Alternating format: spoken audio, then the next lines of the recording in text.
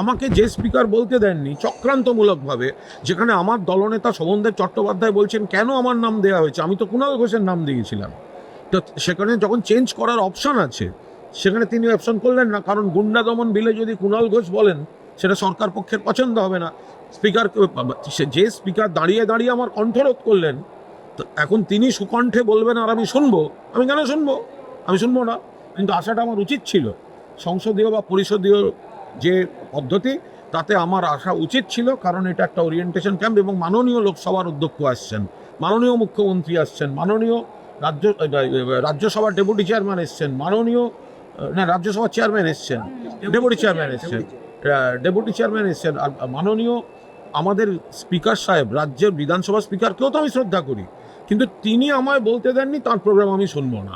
আর লোকসভার অধ্যক্ষ তিনি তৃণমূলকে ভাঙার জন্য তিনি এন্টারটেন করেছেন একটা ব্রেকওয়ে গ্রুপকে, আর রাজ্যের তিনিও একটা গ্রুপকে তিনি মদত দিয়েছেন।